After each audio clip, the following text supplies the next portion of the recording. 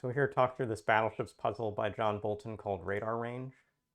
It has a theme that's going to be driven by the limited row and column clues. Only 5 of the 10 rows are marked and 5 of the 10 columns are marked. So one of the first things I'll choose to do is just put in my own notes for what's missing or left over. We've got 17 accounted for in the columns, so there are 3 ships left over. And there are 15 in the rows, there are 5 ships left over. And these can go across any of the remaining columns. So not marking that this is the 3 column, I'm just kind of making mental math to help myself out here. And there are 2 ways to probably focus attention to make headway in the grid. One is this 7-3 set of rows together, these clues together.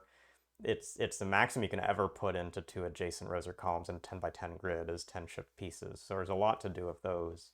But a cooler thing for this puzzle is to actually look at this row coming across with the 7. And in particular, think about the fact that we're going to have to mark some of these red ships and some of these yellow ships in as segments. And in yellow, these 3 yellow cells, I can only take a maximum of 3 ships. And so if that's the case, I always have to take 4 ships that were in the center spaces already marked out by what was given into the grid.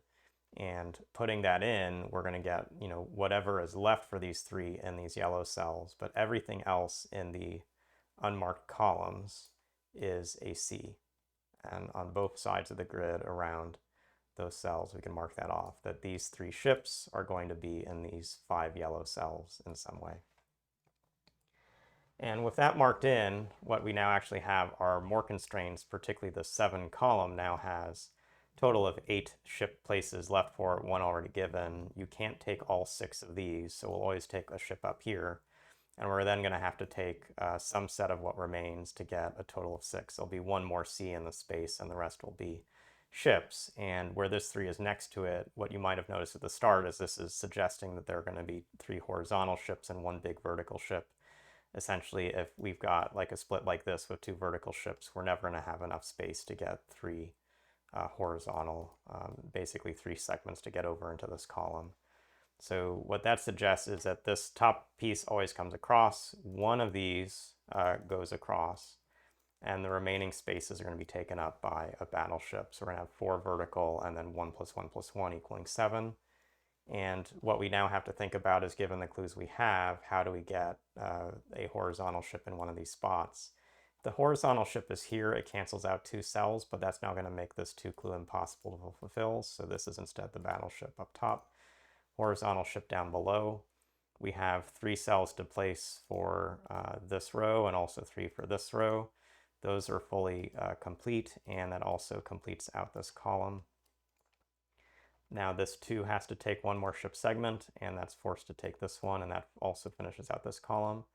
All we have left now are to think through the yellow cells and the battleships in the grid, so this is a C cell. We can't get another 3-unit cell over here, so this left side can only take a maximum of 2 ship segments, so we always have to have 2 ship segments here.